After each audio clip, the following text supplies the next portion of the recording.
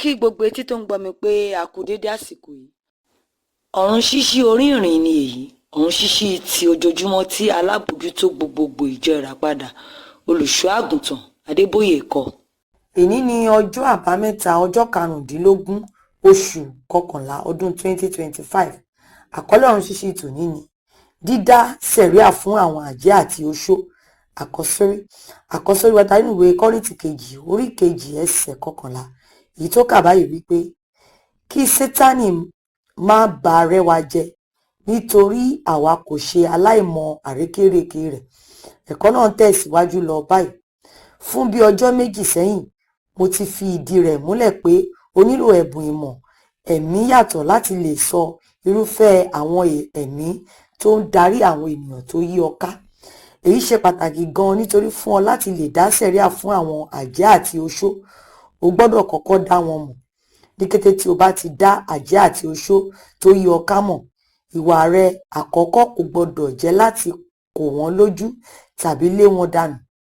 Ìpèdè kan tó gbajúmọ̀ níbi tí mo ti wá lọ báyìí: tí Ọlọ́run bá ti fi ọ̀tá ẹni hàn ni kò lè pani mọ́.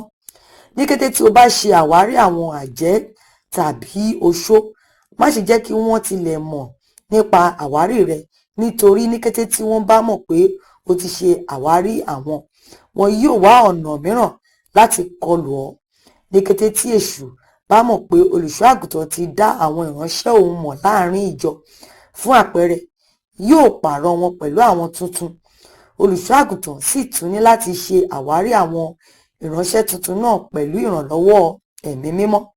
Ẹ̀wẹ̀, tí olùṣọ́ àgùntàn bá dákẹ́ nípa àwárí rẹ̀, tí ó kàn gbé àwọn ìgbésẹ̀ tó yẹ gẹ́gẹ́ bí ìdarí ẹ̀mí mímọ́ láti rí i dájú pé wọn kò lè ṣe ìpinnu ibi wọn, kò sì ní sí jàǹbá kankan.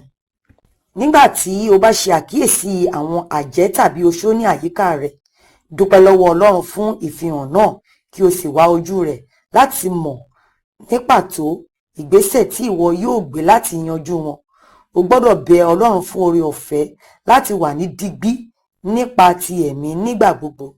Torí yàtọ̀ sí dídá wọn mọ̀, ìwọ yóò tún lè mọ ìgbà tí wọ́n pinnu láti ṣe iṣẹ́ burúkú wọn àti ohun tí o gbọ́dọ̀ ṣe láti dá wọn lẹ́kun.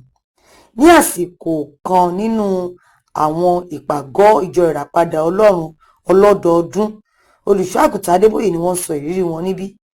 Mo gbọ́ nínú etí mi pé àjẹ́ kan sọ fún ìkejì rẹ̀ pé ó tó àkókò láti ṣiṣẹ́. Ní ọjọ́ náà, mi ò tí ì dàgbà tó báyìí, torí náà mo ṣetán láti pe iná sọ̀kalẹ̀ nígbàkúgbà. Nítorí náà, nígbà tí mo gbọ́ ìyẹn, mo pe àwọn àjẹ́ náà wá sí iwájú. Ọ̀kan nínú wọn sì wí pé mi ò fẹ́ ṣe é, ohun kan tó wà nínú mi ló ń tì mí. Nígbà tí èkejì ń sunkún, Ọlọ́run tú wọn sílẹ̀ lọ́jọ́ náà. Ọlọ́run ṣe ohun tí mo wà ní ìmúrasílẹ̀ sí ìṣípayá láti ọ̀dọ̀ ẹ̀mí mímọ́. Olùfẹ́, o gbọ́dọ̀ gbé ayé mímọ́ tí ó ní ìfarajìn sí ààwẹ̀ àti àdúrà gbígbà lóòrèkóòrè kí o bàa lè wà ní digbí sí ẹ̀mí mímọ́, kí o sì mọ ohun láti ṣe láti bá agbára àwọn ìránṣẹ́ èṣù jẹ́ láti dá sẹ̀ríà fún wọn pàápàá. Ka Hébérù orí 5 ẹsẹ̀ 12 dé 14.